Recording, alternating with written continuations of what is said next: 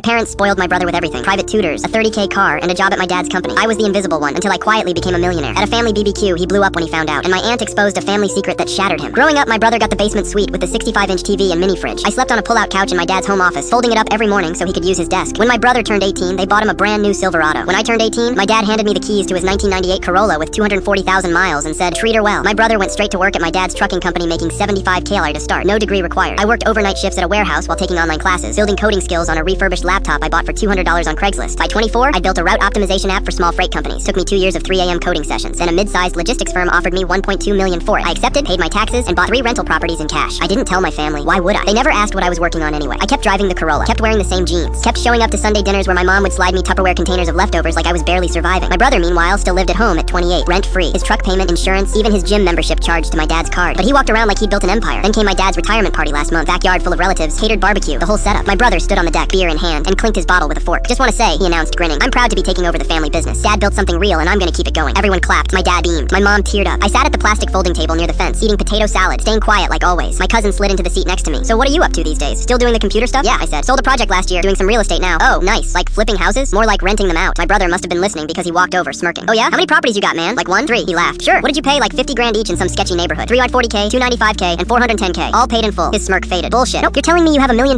just sitting in real estate?" "More or less." People were turning now. Conversations stopping. My brother's voice was getting louder. "Where the hell did you get that kind of money?" "You work at a warehouse." "Worked. Past tense." "I sold software." "Software," he repeated like it was a punchline. "You made $1 million selling an app?" $1.2 million. After taxes, closer to 820K. Invested most of it. My mom's face went pale. My dad put down his beer. My brother just stood there, mouth half open, holding his Coors Light like a kid who just got told Santa isn't real. "You're lying," my brother said. "You're making this up to impress people." That's when my aunt stood up. She's my dad's older sister, the one person in the family who never sugarcoated anything. She walked over slowly, phone in hand. "He's not lying." "How would you know?" "Because he asked me for financial advice 6 months ago." "I saw the bank statements." She held up her phone, showed him the screenshots, the account balances, the property deeds. My brother looked like he'd been slapped. "He's been building something real while you've been coasting on dad's name," my aunt said. "And honestly, it's about time someone said it." "That's enough," my dad said, standing up. "No, it's not." She turned back to my brother, and her voice dropped. "You want to know why they gave you everything? Why they never made you work for anything? Why they let you live rent-free for a decade while he slept on a couch?" "Don't," my mom started, but my aunt kept going. "Because you're not their son, not biologically. You're his nephew. Your real parents, his brother and his wife, died in a car accident when you were 2. They took you in, and they've spent 26 years trying to make up for a tragedy that wasn't your fault or theirs." The backyard went completely silent. Even the kids stopped running around. My brother just stood there, frozen, his face drained of color. He looked at my dad, then my mom. Neither of them denied it. "Is that true?" my brother whispered. My dad nodded slowly. "We were going to tell you when you were ready. I'm 28. We know." My brother set his beer down on the table, hands shaking. He didn't yell, didn't throw anything. He just walked inside and didn't come back out. I sat there, finishing my potato salad, while the party dissolved into awkward small talk. A few relatives came up to congratulate me. A couple asked for investment advice. My mom avoided eye contact entirely. My dad pulled me aside an hour later. "You didn't have to embarrass him like that." "I didn't," I said. "I answered a question, that's all." He just shook his head and walked away. My brother moved out 2 weeks later, got his own apartment, started actually paying his own bills. We don't talk much, but last week he texted me asking if I had any advice on building credit. I sent him a few links. "No lecture, no, I told you so. Just help, quiet, like always."